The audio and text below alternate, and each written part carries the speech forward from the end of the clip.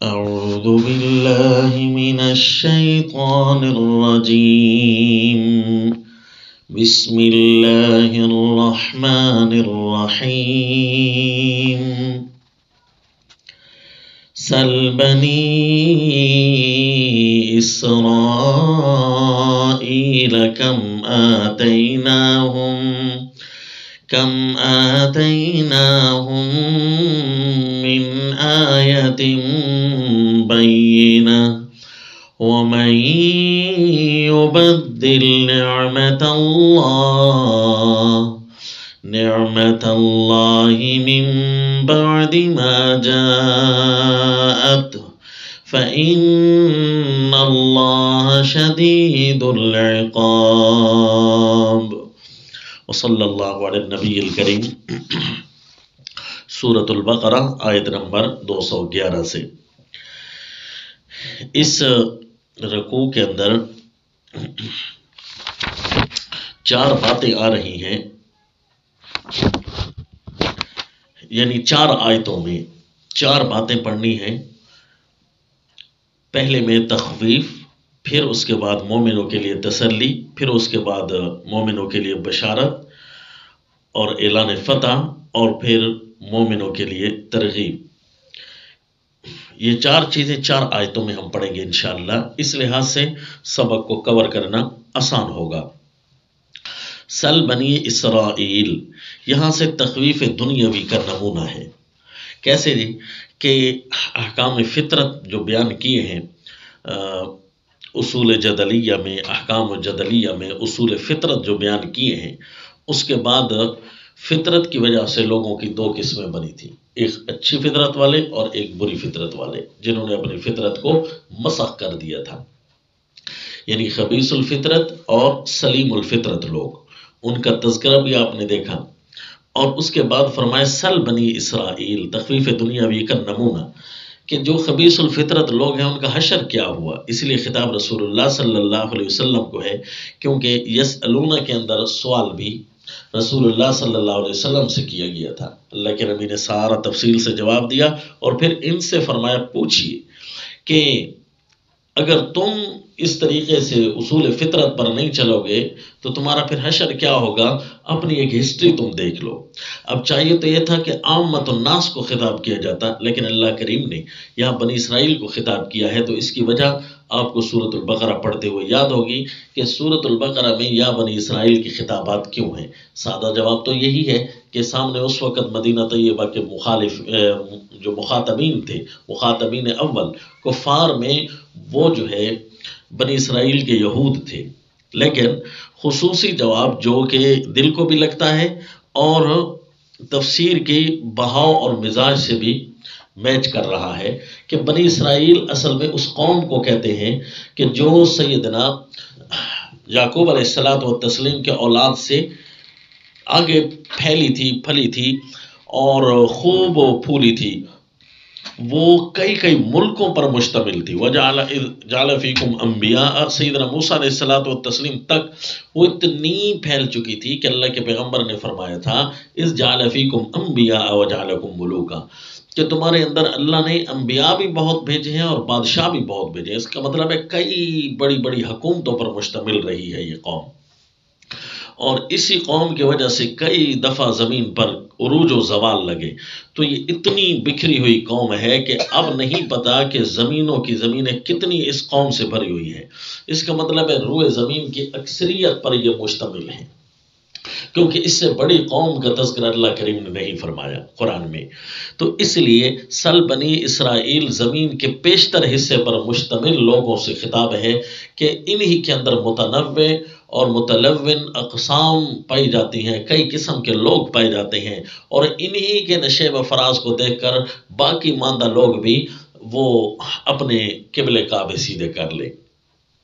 تو چونکہ زمین کے اکثر حصوں پر یہ مشتمل رہی ہے، اگرچہ اس کو براعظم ایشیا پر ہی دیکھا جا سکتا ہے، لیکن چونکہ اللہ کریم نے بنی اسرائیل کے خطاب کو عام کیا ہے اور اسی بر اعظم پر مکہ اور مسلمانوں کا مرکز بھی ہے، تو اسی کے اندر آبادی بھی ہے زیادہ اور دوسرے لوگ اس کے تابع بھی ہیں، لیکن نہیں پتا کہ دوسرے براعظموں تک یہ لوگ کتنے کچھ پہنچے ہیں، حالانکہ ان براعظموں تک بھی ان کی جو ہے باقیات ملتی ہیں۔ تو اس لیے سل بنی اسرائیل سے یوں سمجھیے عامت الناس سے خطاب ہے، جب سل بنی اسرائیل سے خطاب ہو رہا ہو تو یوں سمجھ لیجیے سل بنی اسرائیل، آپ پوچھ کے دیکھیے بنی اسرائیل سے کہ کم آتیناہم من آیت بینہ، کس قدر عطا کی ہم نے ان کو کھلی نشانیاں، ہم نے ان کو کتنی کھلی نشانیاں دی، بات بات پر ہم نے انہیں سمجھایا، چھوٹا موٹا پکڑا ہم نے ان کو۔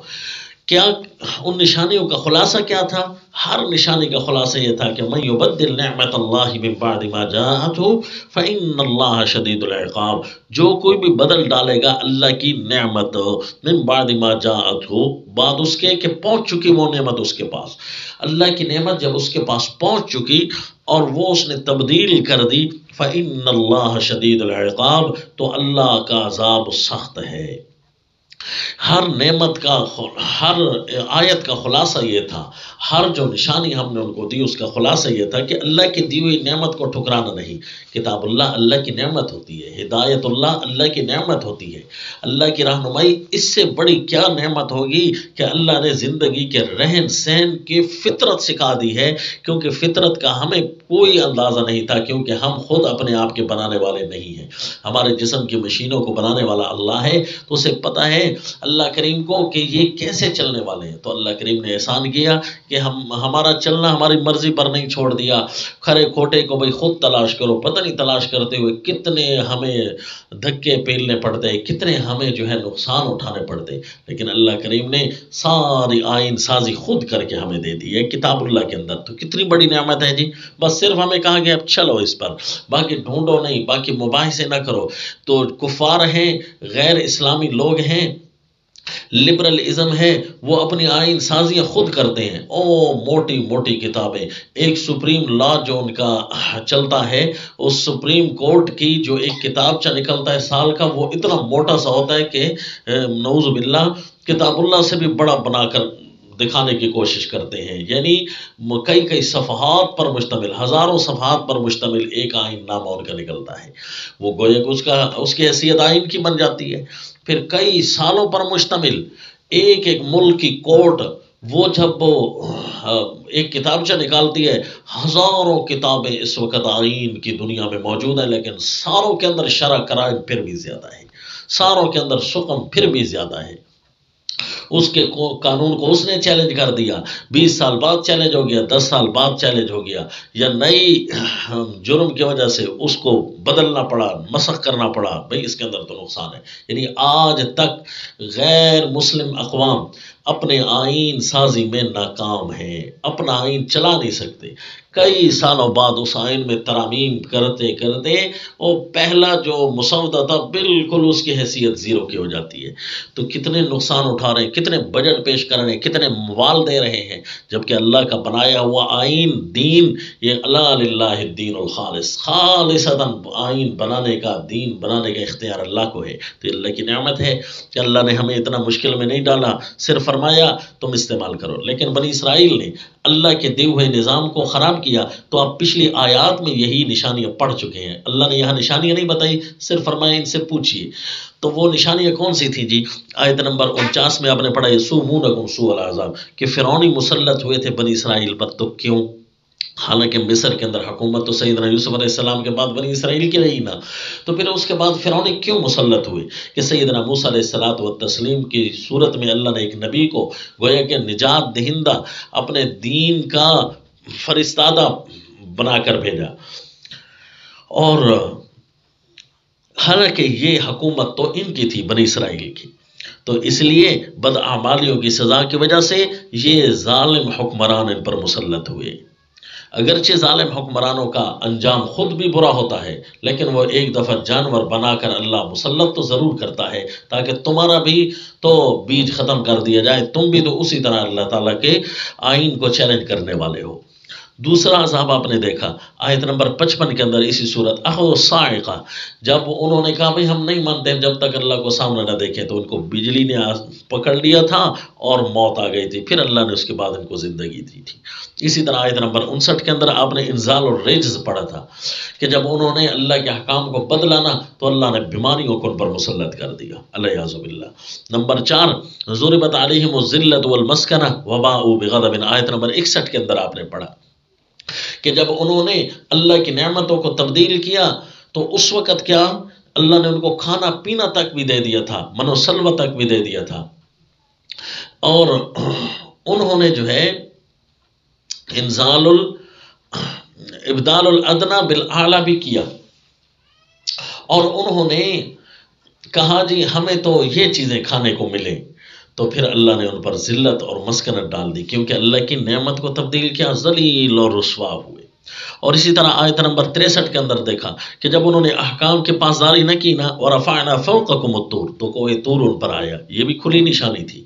اسی طرح آیت نمبر 65 میں آپ نے دیکھا کہ جو دریا کے کنارے ایک ساحل پر رہنے والی ایک قوم تھی، تو وہ جو ہے مچھلیاں پکڑنے میں اللہ تعالیٰ کے دین کے ساتھ مذاق بنانے لگے، تو اللہ نے ان کو بندر بنا دیا تھا، شکل مسخ کر دی تھی، کونوا قردۃ خاسئین، آیت نمبر 65۔ تو یہ 6 قسم کی نعمتیں گزری، تو کتنا خوبصورت سیٹ اپ ہے کہ احکام بھی 6 تھے جو آپ نے پچھلے پڑھے، تو اسی طرح اللہ نے آیات بھی 6 دکھائی ہے، 6 قسم کے اللہ نے عذابوں سے ان کو پکڑا۔ تو ہر نشانی سے کیا لگتا ہے فَإِنَّ اللَّهَ شَدِيدُ الْعِقَابِ، فَإِنَّ اللَّهَ شَدِيدُ الْعِقَابِ، الیاذ باللہ۔ تو یہ تخفیف دنیاوی کا خوبصورت اور تفصیلی نمونہ دیا، بڑا سمجھا کر دیا، خوبصورتی سے سمجھایا کہ دیکھو اللہ کے دین کو بدلنا نہیں، اپنے گھروں سے اللہ کا دین نہ نکالنا، اپنے جسم سے اللہ کا دین نہ نکالنا، اپنے دکانوں سے اللہ کا دین نہ نکالنا، اپنے خیالات، افکار، زبان، ہاتھ اور آنکھوں کے اشاروں تک سے اللہ کا دین نہ نکالنا، ورنہ یہ 6 عذاب لکھ کر رکھ دو، تمہاری زندگی انہی کے اندر گزرے گی، الیاذ باللہ۔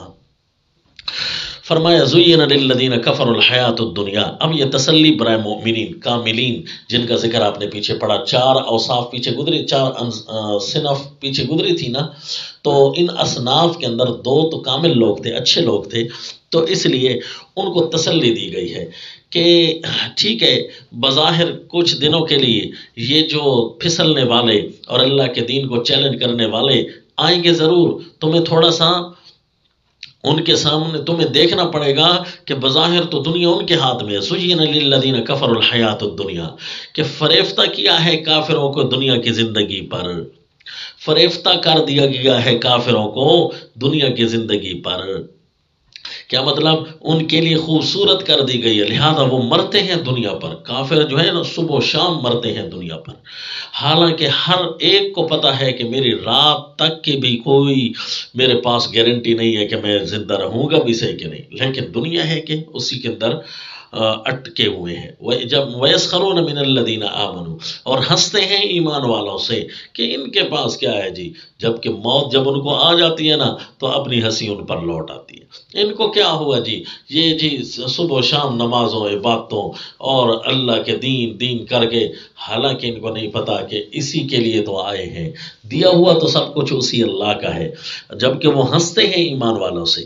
والذین اتقوا، تسلی کا انداز ہے کہ والذین اتقوا، جو پرہیزگار ہیں ان کو کافروں سے فوقہم یوم القیامہ، وہ کافروں سے بالا تر ہوں گے قیامت کے دن، یعنی جو پرہیزگار لوگ ہیں، جو متقی ہیں، متقی پیچھے آپ نے اصول فطرت جو 6 پڑھے تھے قوانین، ان کے اندر ہر ایک میں تقوی کا ذکر آیا تھا نا، تو اس لیے یہاں اللہ متقین فرما رہے ہیں، اور چونکہ اس سورت کا دعویٰ اور پہلی آیت یہی تھی کہ ھدی للمتقین، متقیوں کی رہنمائی کے لیے یہ کتاب آئی ہے، تو اس لیے یہاں فرمایا جو متقی ہوں گے نا تو بس جی وہ بالا تر ہوں گے قیامت کے دن کافروں سے، تو پھر ان کی بالادستی دیکھ لی جائے گی۔ جس طرح آج بھی اگر الیاذ باللہ علاقے میں زلزلہ آ جائے نا، پورا علاقہ ملیے میٹ ہو جائے نا، جو انسان بچے ہوئے ہیں نا ان کے زبان پر صرف یہی ہوگا کہ یہ تکلیف تھی، یہ پکڑ تھی، یہ پتہ نہیں کیوں تھا، کیا تھا، ساروں کی جتنی کی بھی گفتگو ہوگی نا وہ ساری اسی زلزلے کے گرد گھوم رہی ہوگی، سیلاب آ جائے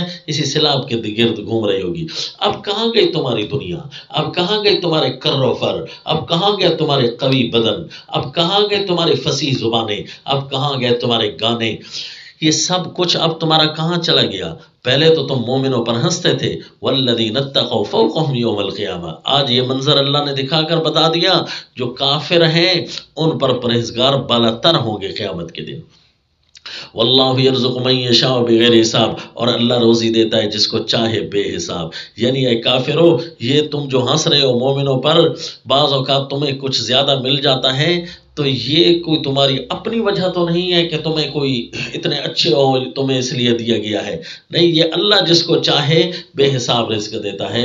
تمہارے اندر بھی تو کئی ہیں جو کہ اٹھنے کے قابل بھی نہیں ہیں، تمہارے اندر بھی تو کئی ہیں جو خسرت دنیا والآخرہ، دنیا آخرت کے ذلیل اور رسوا ہیں، دنیا میں بھی ان کو کچھ نہ ملا، جبکہ مومن کم از کم عزت کی روزی ضرور کھاتا ہے، بھوکا مرتا نہیں ہے۔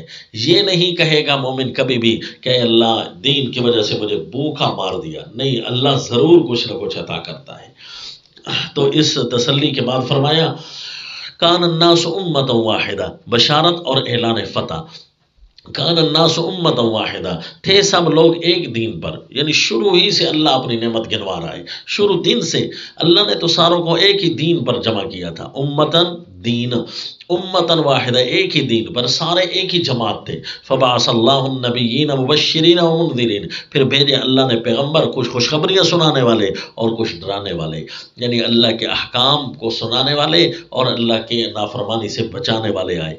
وَأَنزَلَ مَعَهُمُ الْكِتَابَ بِالْحَقِّ، اور اتاری ان کے ساتھ کتاب سچی، لِيَحْكُمَ بَيْنَ النَّاسِ، کہ فیصلہ کرے وہ لوگوں کے درمیان، وہ نبی فیصلہ کرے، وہ کتاب فیصلہ کرے لوگوں کے درمیان، فی مختلفو، جس بات میں وہ جھگڑا کرے۔ جیسے ہی جھگڑا پیدا ہونے لگے، کیونکہ شیطان نے آرام سے تو نہیں نہ بیٹھنا، شیطان نے تو تمہیں لڑا کر رکھنا ہے، شیطان نے تو تمہارے اندر اللہ کی نافرمانی کا نعوذ باللہ جذبہ پیدا کرنے کی ہر ناکام اور ہر ممکن کوشش کرنی ہے، اللہ کی نافرمانی بھائی کرو، نعوذ باللہ۔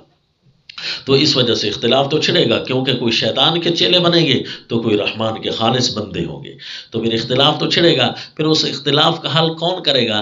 پھر یا تو قیامت کا دن ہوتا، لیکن اللہ نے اپنی نعمت اور رحمت سے ایک اور ہدایت نامہ اس وقت نازل کر کے ان کا حل بیان کر دیا۔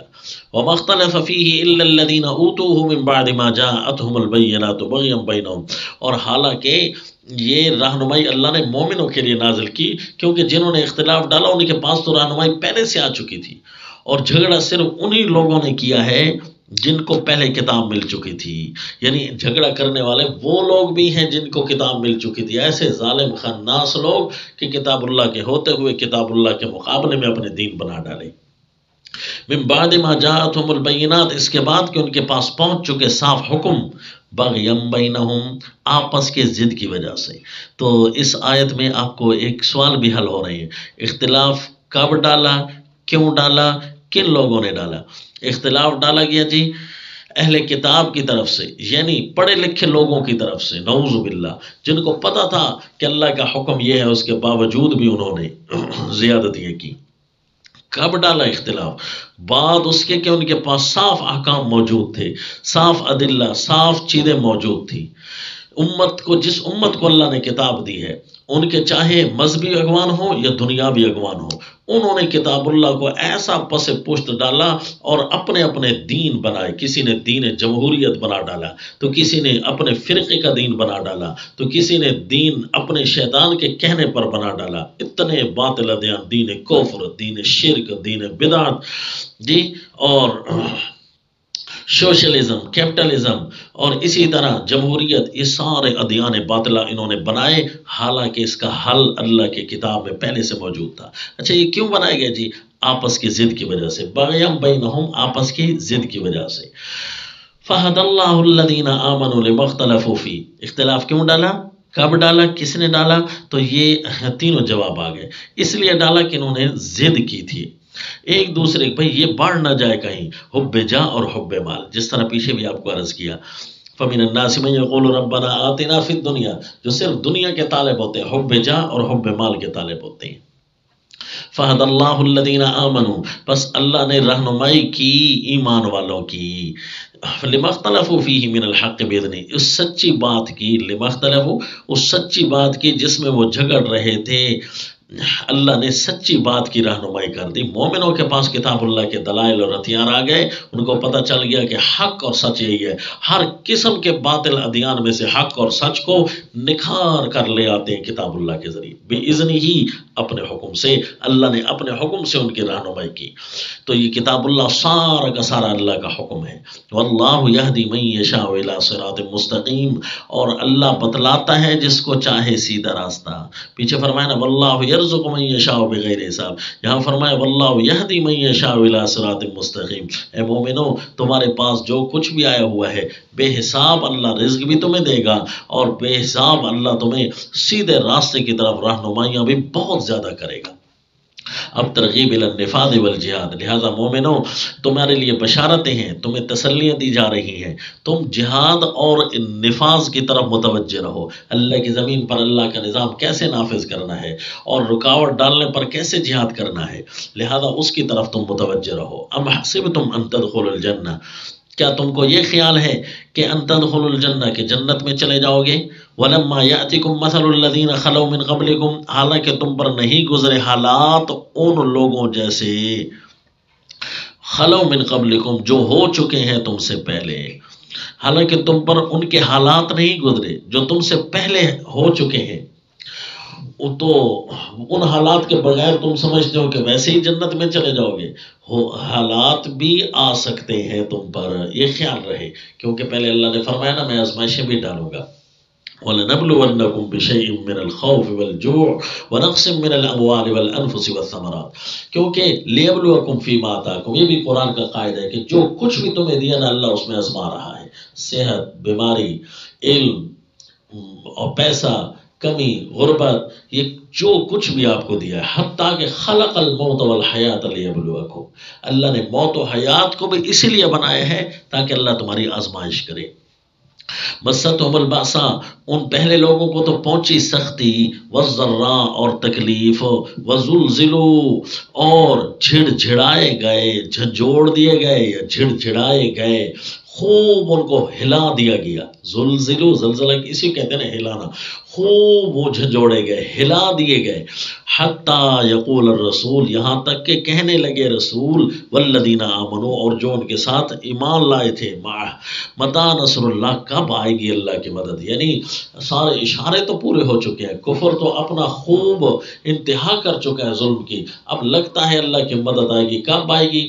ابھی آئے گی، کل آئے گی، یعنی انتظار میں بیٹھ گئے کہ فوراً اللہ کی مدد آئے گی، کیونکہ ان کو اللہ کے وعدے پر پورا یقین تھا. الا ان نصر اللہ قریب، سن رکھو اللہ کی مدد بہت قریب ہوتی ہے. یہ نہیں کہ اس کو دوریاں ہوتی ہیں، نا جنا، اللہ کی مدد بہت قریب ہوتی ہے. بس کفار کو نقطہ عروج ٹچ کرنے کی دیر ہے. وہ نقطہ عروج کا اللہ کو پتہ ہوتا ہے نا کہ کیسے وہ اپنے نقطہ عروج کو ٹچ کرتے ہیں. جیسے ہی ٹچ کرتے ہیں اپنے نقطہ عروج کو، فوراً اللہ کی پکڑ آ جاتی ہے. تو یہ 4 آیتیں اور 4 چیزیں آپ نے اس کے اندر پڑھی. آج کا ہمارا سبق پورا ہوا. وما علینا الا البلاغ.